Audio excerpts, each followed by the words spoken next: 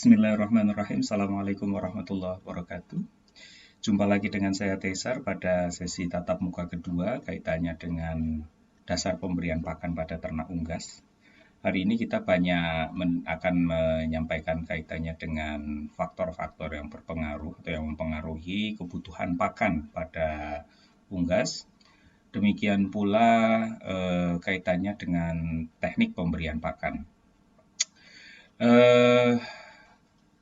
Secara prinsip kita melanjutkan setelah minggu sebelumnya kita banyak mendiskusikan kaitannya dengan bahan pakan itu sendiri. Sekarang kita melangkah pada komponen unggasnya, faktor-faktor apa saja yang berpengaruh terhadap kebutuhan pakan. Mari kita lanjutkan. Ada beberapa komponen dasar yang mempengaruhi kebutuhan zat makanan. Yang pertama, kebutuhan dasar. Kebutuhan dasar sebagaimana kita ketahui ada misalnya 13 vitamin dan seterusnya, sampai lemak, komponen-komponen lemak esensial. Nah, dari komponen kebutuhan dasar ini ketika tidak terpenuhi biasanya unggas akan melakukan adjustment. Seberapa parah, seberapa severe kebutuhan dasar ini, kalau dia tidak terpenuhi maka akan berpengaruh pada kemampuan produktivitasnya. Yang kedua, stage of life. Jadi tingkat atau fase hidup, entah pada fase pertumbuhan, perkembangan, reproduksi, atau kualitas reproduksi sampai ke titik di sana. Kaitannya dengan kebutuhan dasar, ada kaitannya dengan pertimbangan nutrisi. Mungkin sudah sebagian kita sampaikan pada tatap muka sebelumnya. Pada unggas, keseimbangan antara energi dengan protein ini menjadi komponen penting. Karena energi misalnya memegang kunci sebagai faktor pembatas konsumsi pakan. Demikian pula energi juga memegang peran penting kaitannya dengan tingkat kecernaan protein. Karena mekanisme digest protein membutuhkan komponen-komponen energi untuk menghidrolisisnya. Demikian juga komponen enzim-enzim yang lain. Yang kedua, determinasi kebutuhan zat makanan itu pada prinsipnya akan memaksimalkan fungsi fisiologis dan karakteristik ekonomis tertentu. Ini yang butuh kita atur kaitannya dengan zat makanan. Sebagai contoh yang ekstrim, kita bisa saja tinggal pada sebuah kamar misalnya dengan cukup nyaman ketika kita menggunakan AC. Secara fisiologis nyaman, namun secara ekonomis tidak nyaman karena mungkin cukup dengan pengeluaran biaya energi kipas angin saja sudah cukup.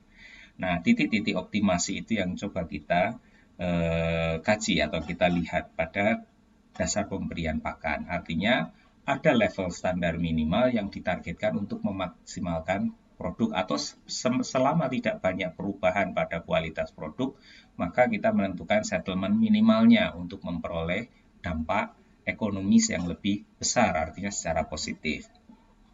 Yang ketiga, pertimbangan nutritif terkait dengan standar kebutuhan pakan.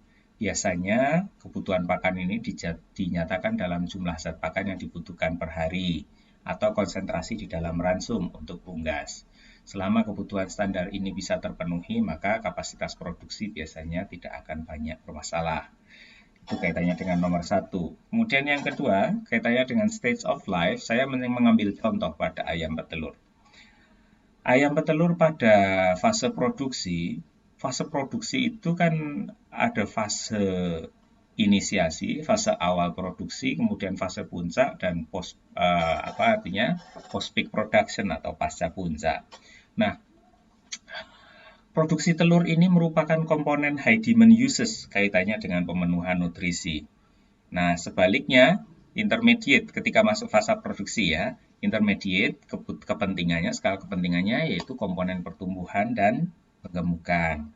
Dan ketika dia masuk fase molting itu hanya membutuhkan yang sedikit. Oleh karena itu dalam menentukan kebutuhan pakan, artinya dia membutuhkan pakan yang tidak banyak misalnya.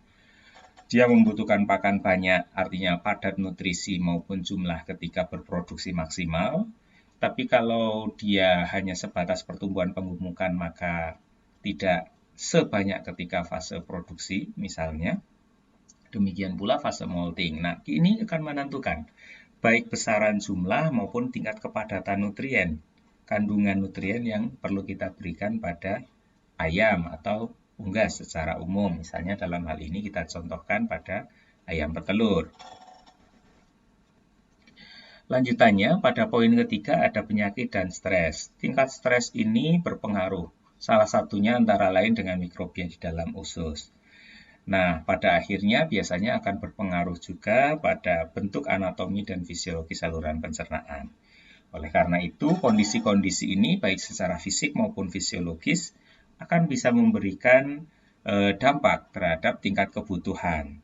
Stres pada fase stres ada di PRES, dia akan mengalami penurunan. Namun recovery stress itu berarti membutuhkan kebutuhan yang lebih banyak, misalnya untuk bisa mengembalikan pada kondisi semula.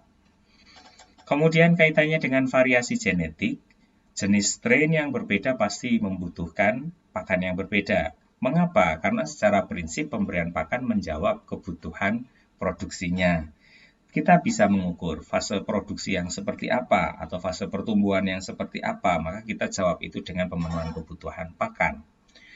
Oleh karena itu, secara umum kebutuhan bahan akan bersifat kualitatif dan kuantitatif. Demikian pula kaitannya dengan genetik, body size lebih besar membutuhkan pakan yang lebih banyak dan lebih berkualitas misalnya. Ini hanya sebuah contoh, atau kita mengembalikan pada fungsi dasar, bahwa performan itu senantiasa dipengaruhi oleh faktor genetik dan environmental.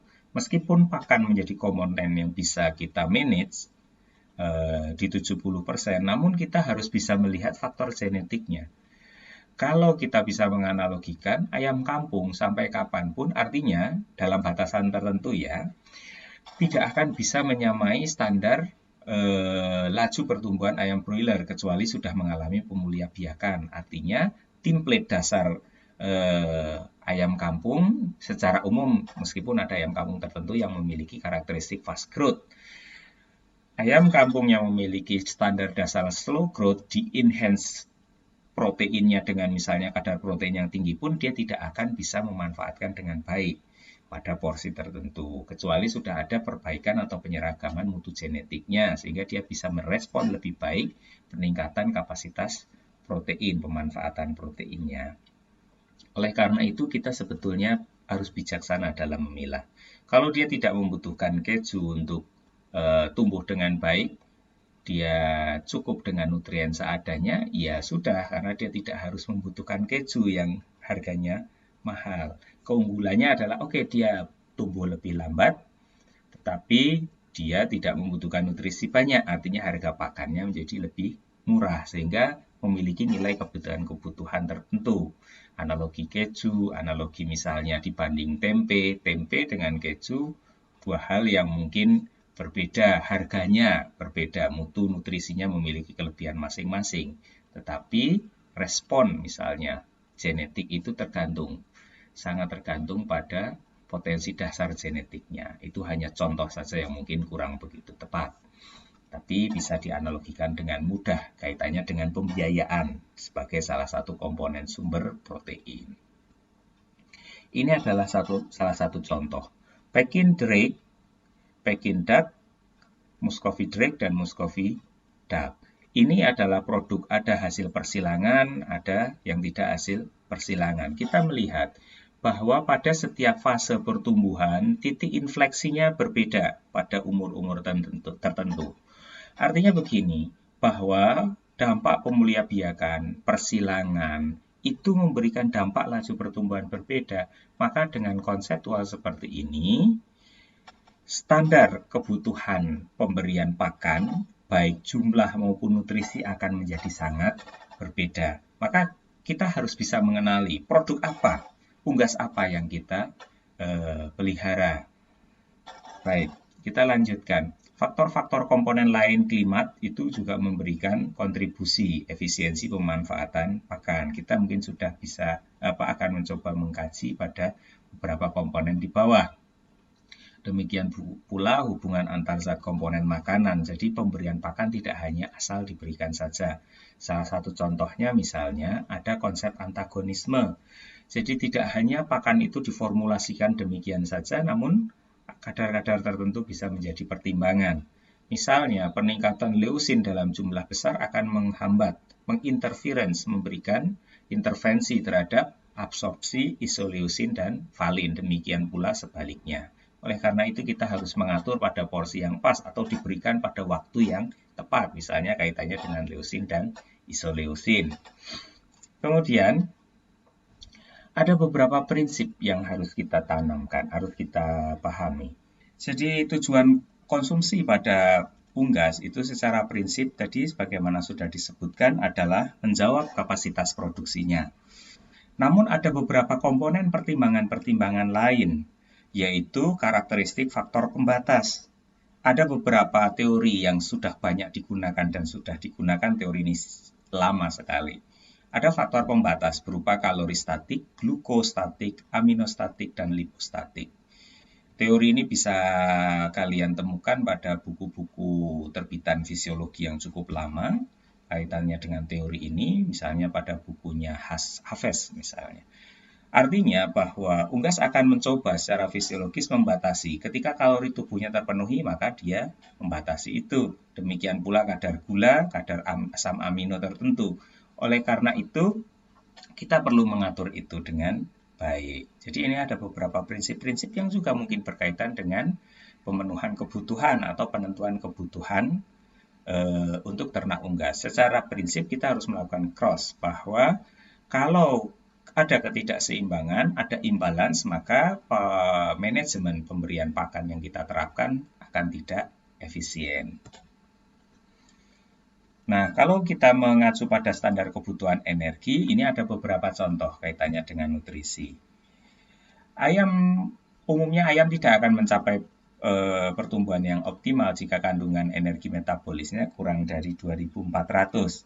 Broiler tumbuh lebih cepat, membutuhkan energi metabolis yang lebih besar dibanding ayam petelur. Kita perbandingan saja 2900 versus 2600 misalnya. Itu pada titik terendahnya. Artinya motor cepat tidak bisa diberikan bahan bakar yang bermutu rendah, misalnya begitu.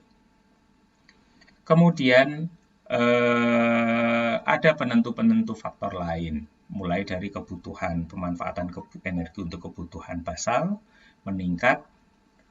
Kebutuhan basal pada bobot badan yang berbeda itu berbeda. Artinya ada peningkatan 0,75 kali lipat pada setiap kenaikan bobot badan. Artinya ternak dengan body size yang lebih besar, misalnya broiler lebih besar dibanding petelur, maka kebutuhan energi basalnya jauh lebih tinggi dibanding petelur. Tergantung perubahan proporsi ukuran bobot badannya. Itu hanya contoh-contoh mulai dari aktivitas sampai produksi sebutir telur. Oleh karena itu, kembali lagi bahwa pola pemberian pakan harus bisa menjawab kebutuhan kapasitas produksinya. Tidak bisa kapasitas produksi yang maksimal, yang tinggi atau cepat lajunya kalau tidak dipenuhi dengan kapasitas yang standar. Ini ada beberapa angka-angka misalnya. Pembentukan sebutir telur saja membutuhkan kira-kira 90 kilokalori. Masih ditambah dengan kebutuhan aktivitas basal dan lain sebagainya yang perlu kita kalkulasi dengan tepat tergantung body size-nya. Ini contoh-contoh lain saja, bahwa kecernaannya misalnya, tingkat kecernaan ternyata menjadi pertimbangan. Dia butuhnya 250 kilokalori, tapi karena kecernaannya hanya 75%, asumsinya di angka itu, maka ransum harus bisa menyediakan 330 kilokalori. Atau kalau tidak, berarti dengan tingkat kecernaan yang hanya 75%, produksi telur tidak akan bisa dihasilkan. Ya. Kemudian, faktor lingkungan. Kita juga perlu mempertimbangkan faktor-faktor penentu kebutuhan pakan. Jadi bukan hanya faktor produksi. Idealnya sekian ini. Artinya begini, pada titik tertentu, suhu lingkungan itu bisa menggantikan kebutuhan dasar produksi panas. Artinya ada pergeseran. Bisa kita kalkulasi kebutuhan energinya dengan menggunakan persamaan. Ini mungkin NRC versi cetakan edisi kedua. Nah, edisi ketiga yang saat ini mungkin masih banyak digunakan pada tahun 94 diterbitkan, kurang lebih persamaan sama itu juga masih muncul. Maka tergantung Kita bisa menghitung perubahan temperatur lingkungannya seberapa besar. Kalau cukup besar, maka akan ada pergeseran kebutuhan energinya. Ini contoh saja, bahwa pergeseran tertentu dari X ke Y ini bisa merubah kebutuhan energinya. Pada titik tertentu, pada komponen thermoneutral zone, itu bukan comfort ya, tetapi thermoneutral itu masih bisa faktor energi lingkungan itu menggantikan sebagian, terutama misalnya untuk memproduksi panas tubuh. Nah, itu kalau kita bisa mengkalkulasi dengan tepat, maka unsur efisiensi pemberian pakan bisa dimunculkan dari sana. Kemudian ada beberapa contoh bahwa faktor kontribusi lingkungan itu cukup besar juga. Ada peningkatan gradual 1 derajat Celcius bisa direspon dengan penurunan 1 gram ransum per ekor per hari. Itu secara umum pada suhu 10-35. Hanya memang pada 10 peningkatan atau penurunannya itu pasti tidak akan sama dibanding pada 30 ke atas misalnya. Oleh karena itu ada beberapa peneliti lain yang menunjukkan kalau lebih dari 20-30 derajat Celcius maka penurunan itu menjadi lebih ekstrim di 2,5 sampai 4 gram ransum. Nah, sebetulnya ini yang bisa kita waspadai dan kita jadikan perhatian. Kita berada pada kawasan tropical, maka adakah pada titik mana faktor energi lingkungan ini bisa kita jadikan sebagai salah satu rangkaian untuk mengefisienkan produksi panas tubuh. Jangan sampai ketersediaan energi itu kalau misalnya berlebihan, yang terjadi adalah produksi panas untuk membuang panas. Nah, ini berarti titik efisiensi tidak tercapai secara metabolis fisiologis. Kemudian kebutuhan protein, faktor komponen penentu kebutuhan, tergantung. Biasanya kalau unggas ditentukan berdasarkan 80% atau ada yang 90%. Komponen bahan yang terbesar yang tertimbun pada konsep pertumbuhan. Kita sudah menjelaskan pada tatap muka sebelumnya. Nah, pada saat laju pertumbuhan tinggi harus diimbangi dengan energi protein pada imbangan yang sempit. Artinya kadar proteinnya menjadi lebih tinggi dan ini menjadi lebih luas pada fase yang lebih lambat atau pada umur yang lebih tua. Ada beberapa kepentingan dasar yang menjadi pertimbangan faktor alokasi.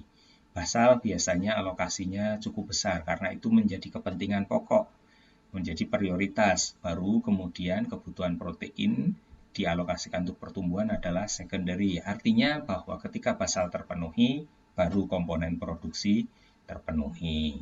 Oleh karena itu, kita harus bisa merangkai mekanisme pemberian pakan ini berada pada level terpenuhinya pertumbuhan dan produksi. Sehingga apa yang kita harapkan produk baik unggas melalui pertumbuhannya berupa bobot badan yang lebih besar atau produksi telur yang lebih banyak bisa tercapai.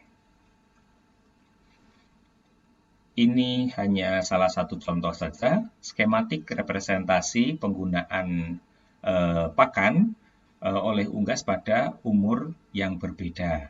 Ternyata ada perbedaan. Kalau kita lihat bahwa pergeseran energi untuk maintenance yang silang-silang ini itu sangat efisien atau sangat besar proporsi penggunaannya pada umur 10 sampai 24 maintenance dan aktivitas. Sebaliknya, pertumbuhan justru semakin berkurang pada tahap ini. Nah, kemudian penggunaan maintenance ini akan berkurang lagi pada fase lebih dari 24 minggu ketika dia sudah memasuki fase bertelur. Ya, jadi memang ada pertumbuhan, fase pertumbuhan berhenti, alokasi dan perubahan alokasi masing-masing penggunaan energi ini. Jadi di awal penggunaan untuk pertumbuhan itu luar biasa pada umur-umur awal, namun mulai berkurang dan didominasi kebutuhan maintenance. Sebaliknya pada masuk fase produksi tidak lagi ada pertumbuhan, maka digantikan dengan kepentingan untuk produksi telur. Energi maintenance-nya dan aktivitasnya sudah mulai lebih rendah. Jadi memang ada perubahan fase-fase penggunaan proporsi atau prioritas dari penggunaan masing-masing energi atau protein bahkan yang diperoleh dari pakan untuk kepentingan produksi. Ini contoh-contoh saja. Kaitannya masih dengan genetis, ternyata buras, petelur, dan broiler itu ternyata berbeda kebutuhan hariannya.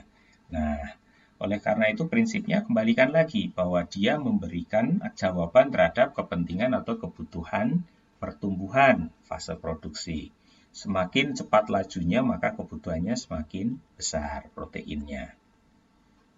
Ini hanya contoh-contoh saja bahwa kebutuhan broiler pada umur yang berbeda. Kita lihat kebutuhan proteinnya, kebutuhan kilokalorinya itu menjadi berbeda kalau kita bandingkan itu tadi untuk energi dan ini untuk protein. Kita bandingkan protein saja misalnya pada starter, grower, sampai finisher misalnya. Ini berbeda broiler dibanding petelur. Ya. Standar kebutuhan petelur lebih rendah dibanding broiler karena konseptual perbedaan fase batasan laju pertumbuhannya misalnya. Nah, ini ada satu tabel yang cukup kompleks pada kapasitas produksi ayam petelur. Kalau kita lihat pada fase umur 20 minggu ke atas, produksi telur itu dari sisi hen day itu cukup tinggi. Namun masa telurnya rendah, artinya jumlahnya banyak, telurnya kecil, dan seterusnya masanya kecil.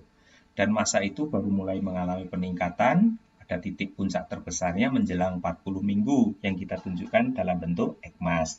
Namun kalau kita lihat total ekmas ini mengalami penurunan misalnya mulai sejak bahkan umur 5 minggu meskipun bobot telurnya meningkat. Nah ini yang perlu kita sesuaikan. Kalkulasi bobot telur final, ekmas final ini menjadi kalkulasi standar.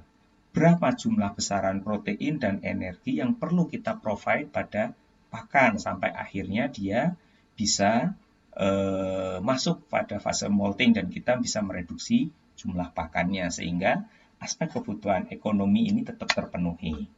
Ya, kalau kita melihat bobot telur semakin tua, semakin besar ukuran tubuhnya, itu bobot telurnya semakin banyak. Namun masa telurnya semakin rendah. Mengapa? Karena jumlah butirnya juga mengalami penurunan, sebagaimana kita lihat pada penurunan hen day production. Oleh karena itu, kita sudah mulai mengimbangi dengan penurunan baik kadar nutrisi, baik energi maupun proteinnya, yang bisa kita representasikan dalam kandungan nutrisinya atau pengurangan jumlahnya secara manajemen. Sehingga komponen-komponen ini secara prinsip menjadikan pertimbangan ketika kalian memberikan pakan, mengatur pembelian pakan pada unggas atau ayam. Ini contoh-contoh saja standar formulasi atau kebutuhan energi, protein, dan nutrisi-nutrisi lain, contoh untuk broiler. Yang berikutnya adalah ayam petelur coklat. Kita bisa membandingkan besaran energi, besaran proteinnya untuk fase yang berbeda maupun jenis ayam yang berbeda. Oh, memang berbeda kalau kita lihat. Awal laju pertumbuhan cepat, protein mungkin karena tidak secepat broiler tetap lebih rendah dari broiler. Kemudian mulai berkurang baik energi maupun proteinnya pada fase-fase berikutnya, fase produksi. Tergantung prioritasnya, sekali lagi kita kembalikan. Ada beberapa panduan kaitannya dengan protein, ada imbalance tadi, kemudian antagonisme, tadi sudah juga kita sajikan sebagian, dan beberapa hubungan spesifik asam amino tertentu misalnya. Dengan keberadaan metionin dan ketersediaan tertentu serine bisa terbentuk cysteine, namun sifatnya tidak irreversible, tidak bisa dikembalikan dari cysteine, tidak bisa dikembalikan menjadi metionin. Oleh karena itu, keseimbangan pemahaman kita terhadap antagonisme maupun karakteristik spesifik asam-asam amino perlu kita jadikan pertimbangan dalam menyusun juga formulasi ransum. Berikutnya adalah teknis pemberian pakan. Ada beberapa manajemen kaitannya dengan pemberian pakan pada unggas. Ada kaitannya begini, manajemen tertentu yang kita terapkan itu menentukan optimasi bagaimana kita Jadi bukan hanya sebatas faktor nutrisi saja, tapi bagaimana cara penyajian memberikan pakan itu memberikan pengaruh terhadap optimasi produktivitas yang tercapai. Ini contoh saja dari sebuah literatur yang bisa kita peroleh dari Summerlison, mungkin tahunnya sudah cukup tua pada tahun 2000. Kalau kita lihat bahwa bentuk pakan dalam bentuk mash atau tepung dibanding pellet, kita lihat time spent eating, nah mash ini jauh lebih lama, bahkan hampir 10 kali lipat pada kalkun.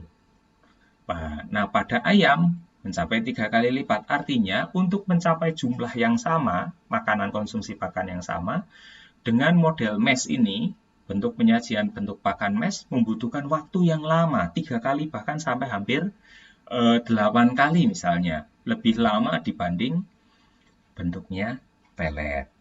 Demikian pula total konsumsi per gram bird, kalau kita lihat angkanya lebih sedikit, namun capaian ADG-nya lebih mantap untuk penggunaan pakan berbentuk pellet. Oleh karena itu, ada efisiensi yang bisa kita capai hanya dengan merubah pakan. Itu artinya cara penyajian pakan dalam bentuk fisik pakan yang berbeda menentukan pola waktu yang diperlukan oleh unggas, demikian pula jumlah konsumsinya yang akhirnya bisa berdampak pula pada capaian bobot badan. Kalau kita lihat crumble feed per gain-nya itu menjadi lebih kecil karena dia lebih efisien dari reground crumble yang lebih halus. Apalagi kalau dibandingkan mash, feed per gain itu konversi, nilai konversi yang lebih baik ditandai dengan angka yang lebih kecil. Ini hanya satu contoh saja misalnya. Ada beberapa tipikal karakteristik BR, misalnya untuk pakan broiler. BR2, BR3, BR1. Nah, prinsipnya pada umur yang lebih muda, ayam membutuhkan pengenalan dengan pakan yang berukuran lebih kecil. Ini akan berdampak pula gitu dengan kapasitas produksinya. Ini contoh-contoh saja bahwa idealnya pada periode starter adalah crumble, kemudian grower semi pellet, dan finisher pellet. Ini akan mengenhance pertumbuhan yang lebih baik pada broiler.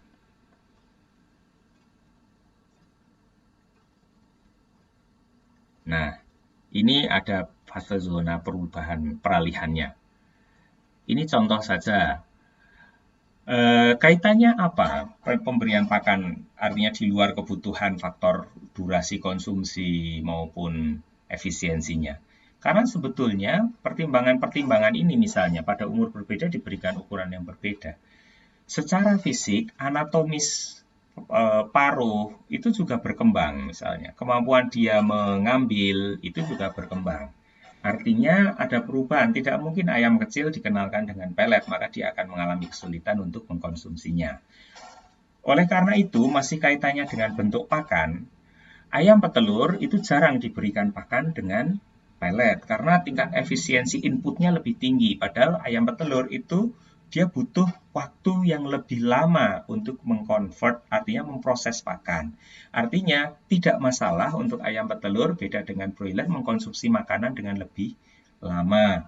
Karena proses pembentukan telur dalam 1 kali 24 jam juga berjalan lebih lambat konversinya dibanding pertumbuhan pada ayam broiler. Oleh karena itu, tetap biasanya diberikan dalam bentuk mash untuk ayam petelur, beda dengan broiler seperti yang kita sajikan ini. Lalu apa bentuk proses yang bisa dilakukan secara manajerial?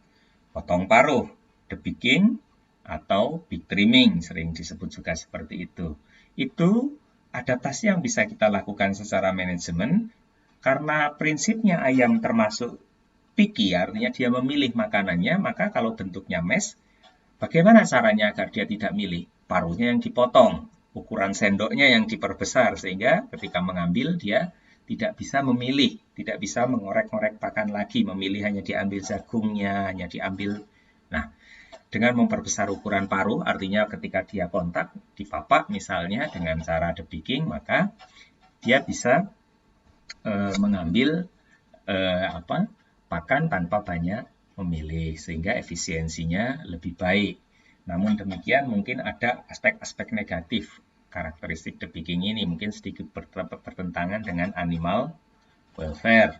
Mungkin kaitannya pada beberapa riset ternyata ayam yang mengalami big trimming atau debagging ini biasanya mengalami kesulitan untuk melaksanakan grooming. Artinya bisa jadi potensi pertumbuhan ektoparasitnya menjadi lebih besar dibanding ayam yang dilakukan big trimming. Itu side effect-nya. Sebuah manajemen pasti punya dampak negatif. Artinya yang harus diantisipasi dengan komponen lain untuk memperoleh tingkat optimasinya. Artinya bisa jadi big trimming diimplementasikan tapi dengan pendamping program penanganan ektoparasit yang cukup efektif misalnya. Kemudian ini mungkin sudah pernah saya singgung pada tatap muka sebelumnya. Ini adalah ukuran fine particle pada dua kandang berbeda, 60 dan 120 meter. Semakin panjang ternyata rata-rata ukuran particle size-nya menjadi lebih kecil ketika sampai ke bagian ujung. Ini adalah ujung yang lebih jauh dari inlet, lebih jauh dari posisi hopper. Artinya, teknis manajemen pemberian pakan mungkin perlu diadaptasikan dengan penambahan hopper-hopper tertentu pada kandang yang lebih panjang. Oke. Kemudian, pemberian pakan juga ada kaitannya dengan konsumsi air. Sebagaimana kita ketahui, jumlah konsumsi air menentukan jumlah konsumsi pakan. Maka, air ini memegang peranan penting, bukan saja faktor pembatasan. Kalau kita lihat di bawah, tabel bawah ini, kalau dibatasi sampai 50%, ada penurunan jumlah total konsumsi pakannya. Kalau dibatasi hanya 2.500 tanpa pembatasan 3.500. Artinya, hampir ada perbedaan sekitar 30% ketika pembatasan air diberikan pada titik 50%. Oleh karena itu, jumlah pemberian air menjadi komponen penentu pemberian pakan. Maka kita dalam melakukan manajemen pemberian pakan harus diimbangi dengan unlimited atau ad libitum water source, jumlah air yang memenuhi syarat. Nah, bukan hanya itu, ternyata suhu juga memberikan kontribusi. Ada titik-titik nyaman ayam untuk mengkonsumsi air. Nah, pastinya seperti tadi kita sebutkan bahwa ketika jumlah konsumsi air terpenuhi dengan standar, maka konsumsi pakannya pun akan mengejar pada posisi yang baik. Itu kalau kita melihat dari aspek pemberian air minum sebagai faktor pembatas.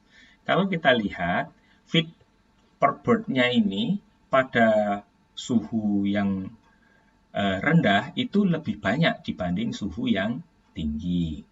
Demikian pula produksi telurnya menjadi lebih baik. Meskipun 2 derajat Celcius ini juga bukan titik yang nyaman untuk konsumsi air minum. Idealnya berada pada suhu 20-25.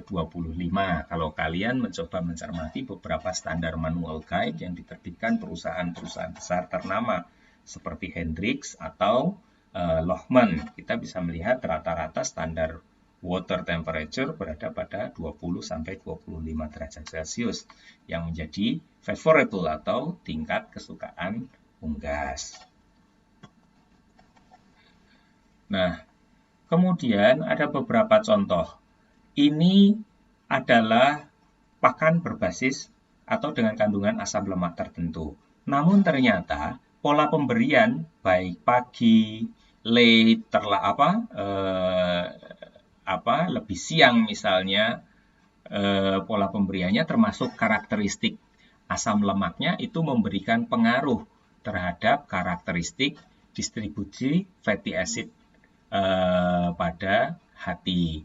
Artinya metabolisme ini juga berkaitan dengan tadi kalau ada kaitannya dengan baik sumber maupun jumlah waktu pemberiannya. Sumber itu sumber asam lemak, rantai rangkapnya, ada PUVA dan sebagainya, itu ternyata berkaitan dengan optimasi sistem imun. Oleh karena itu kita harus mengatur bahwa ternyata pemberian pada early itu lebih baik, artinya tidak sampai kelaparan karena ada kaitannya dengan beberapa kondisi suppress terhadap sistem imun. Terus kemudian, kalau kita sudah mengimplementasikan manajemen pemberian pakan, bagaimana kita mengevaluasi? Ada beberapa standar. Yang pertama kaitannya dengan efisiensi. Itu kan ada laju pertumbuhan, kandungan dari body size. Nah, bagaimana metode evaluasinya? Yang pertama adalah feed konversi. Feed konversi berarti jumlah pakan yang dihabiskan atau dapat dikonversi setiap pertambahan bobot tubuh, atau kalau telur berarti produksi telurnya. Produksi telur ditentukan dalam satuan bobot karena input pakan juga berdasar satuan bobot. Broiler dengan layer, tolok ukurnya atau metode evaluasinya berbeda karena produk finalnya menjadi berbeda. Pertumbuhan menjadi core kunci untuk evaluasi pemberian pakan, maka dituangkan dalam bentuk konversi, ADG, point of feed atau target point pakan terkonsumsi pada satuan waktu tertentu, misalnya hitungan hari, dan sebaliknya kalau kebalikan dari konversi pakan adalah efisiensi pakan. Kurang lebih hampir sama dengan tingkat kebaikan dalam kebalikan dengan konversi yang ditentukan dalam bentuk persentase untuk feed efisiensi. Apa yang berbeda pada petelur? Petelur juga dievaluasi pada tingkat hen house production, hen day production, egg mass, massa telur, feed konversi, pertambahan bobot badan kapan? Ya, pada fase pertumbuhan. Demikian pula feed efisiensi. Jadi ada komponen evaluasi produksi pada ayam petelur. Mungkin kita akan diskusikan secara detail pada sesi diskusi. Ada pula kalau kita spesifik pada komponen tertentu yaitu evaluasi protein, karena komponen protein ini merupakan komponen penting pada pakan. Mengapa? Karena unsur pembiayaannya cukup tinggi. Pada tahun 2018, estimate peningkatan setiap 1% kadar protein di dalam ransum itu equal dengan peningkatan harga ransum pakan di angka Rp300. Artinya misalnya 20 per kilogram pakan itu harganya untuk broiler di angka misalnya 6.500, maka ketika ditingkatkan 1% kadar proteinnya maka menjadi 6.800. Oleh karena itu, evaluasi terhadap pencernaan protein biasanya cukup sering dilaksanakan. Mulai dari net protein utility atau protein efisiensi rasio, retensi nitrogen maupun nitrogen balance yang lebih sederhana. Saya rasa itu yang bisa kita sampaikan pada tatap muka kali ini.